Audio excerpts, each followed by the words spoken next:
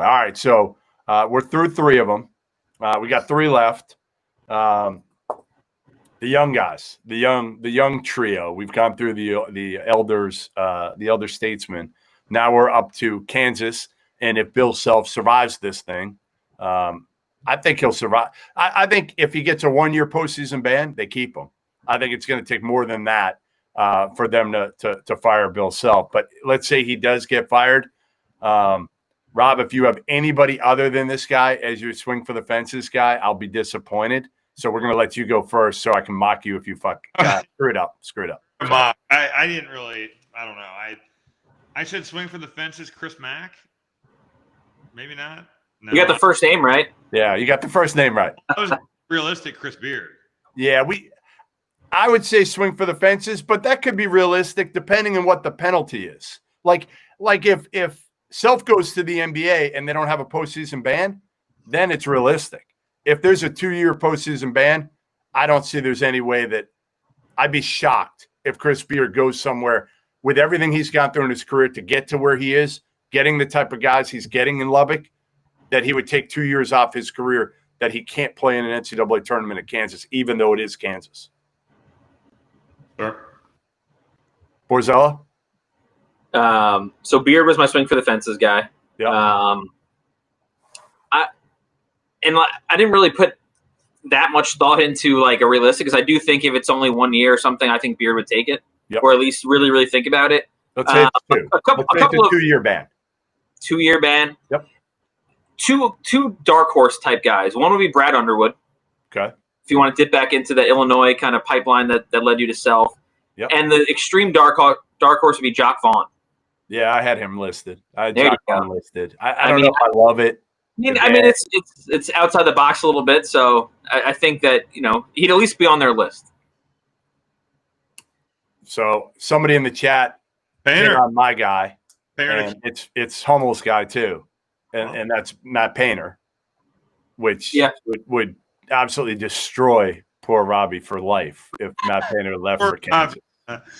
That would be upsetting to me. I would not blame him, but I would be sad. How much would you pay? How much would you donate to the fund to keep Coach Painter in West Lafayette?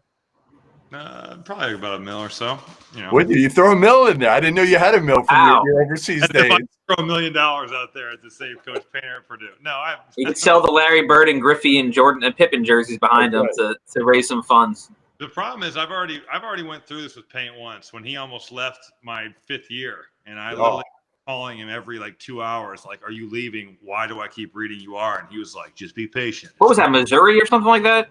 He was like, "Don't worry about it." I was probably so annoying. I was bothering the hell out of him for sure. I was like, "Dude, Etuan Jawan just left. You can't leave too. Like, this would be terrible." You would have transferred. I would have. If he would have left, I would have pieced. I was so mad. Where were you going? You would have begged Kay to take you at Duke. I have no idea where I would have went, but I was so mad because they couldn't have.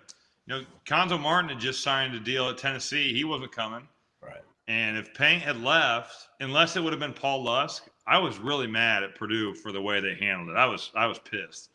So I don't know. I'm glad it didn't happen. That would have been a terrible situation. But my other pick for this one, and then we'll go. Rob, you give us yours. Dana Altman. Dana Altman wants to get back to the Midwest, I've heard. Can coach his ass off. We know. I don't know. I mean, I just think it can make some sense. That's all. He was on my list of coaches that don't really fit any of these jobs, but I want to put him on somewhere. Yeah, I want to put him on somewhere. Willard was one of them. Painter was one of them. Altman's one of them. Mike White was one of them. If he continues this way, I'm assuming. And then Shaka, who knows what's going to happen? I think he's obviously going to stick around Texas after this year. But, I think those are kind of 5 coaches that I don't know if they fit any of these jobs in particular, but, I mean, they're kind of that tier of, if something opens up, they've had consistent success for, a long time, and I think they could get in the mix somewhere. By the way, Rob, the reason Chris Mack won't leave Louisville for Kansas is because his wife's from Louisville, and there's no way in hell she'd let him leave. Yeah, I didn't know that. That's great. Learn something every day on this podcast. Who's your realistic pick for Kansas? Painter? I said Beard. That's who I had down. He's probably more of a swing for the fences. Yeah. Yeah. I mean, again, it depends on the scenario for these, right? For what you're taking over.